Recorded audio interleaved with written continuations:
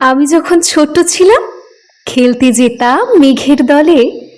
একদিন এক মেঘ বালিকা প্রশ্ন করল কৌতূহলে, এই ছেলেটা নাম কি রে তোর? আমি বললাম, ফুসমত্তর।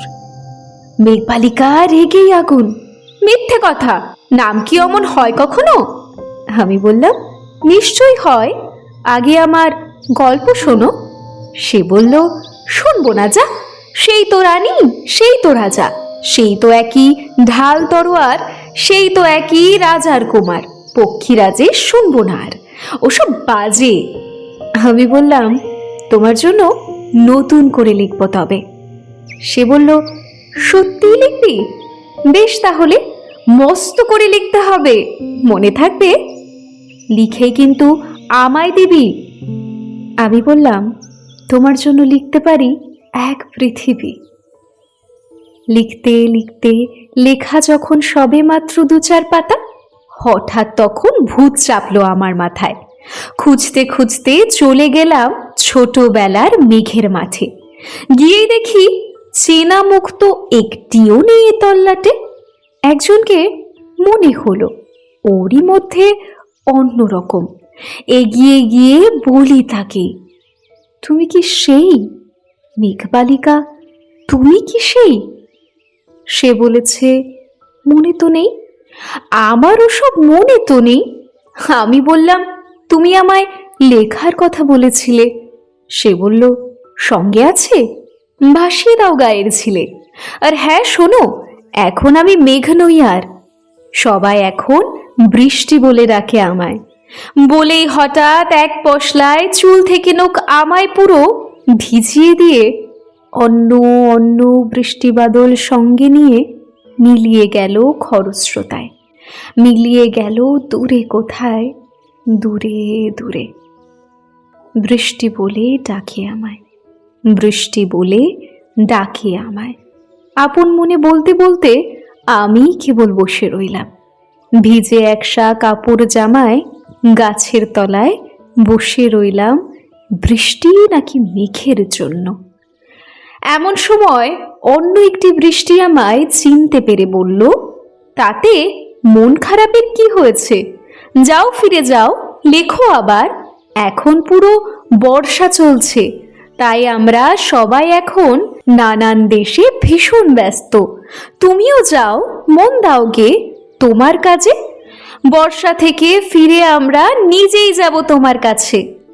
এক পৃথিবী লিখবো আমি, এক পৃথিবী লিখবো বলে ঘর ছেড়ে সেই বেরিয়ে গেলাম। ঘর ছেড়ে সেই ঘর বাঁধলাম গহন বনে। সঙ্গী শুধু কাগজ কলম, একাই থাকবো, একাই দুটো ফুটিয়ে খাবো।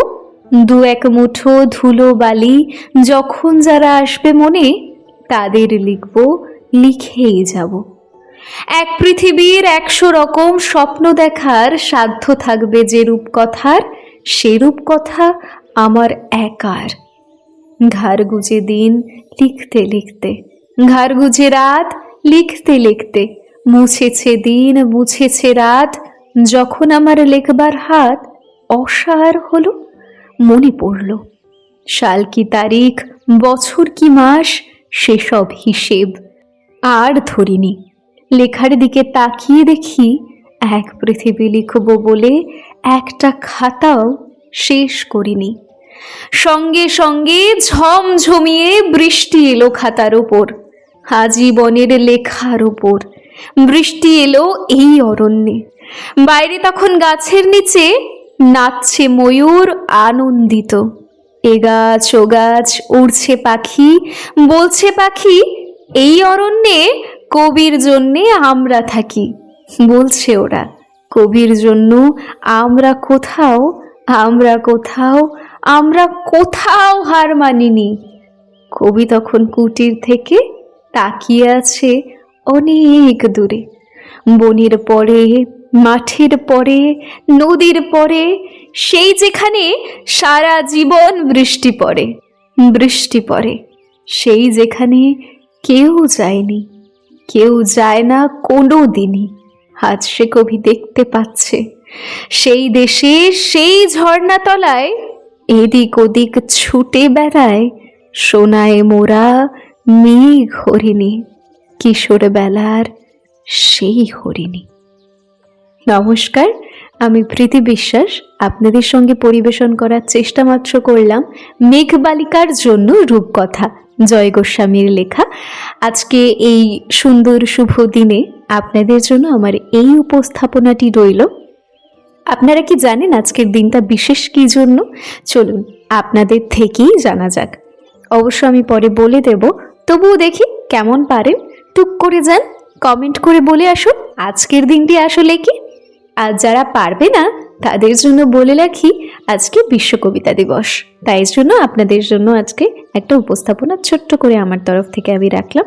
যদিও তৈরি ছিলাম না, তাই আপনাদের কাছে ক্ষমা চেয়ে নিচ্ছি আমার ভুল ত্রুটির জন্য। নমস্কার, ভালো থাকবেন। ভালো লাগলে অবশ্যই কিন্তু লাইক, কমেন্ট আর শেয়ার করতে ভুলবেন না। কেমন? টাটা।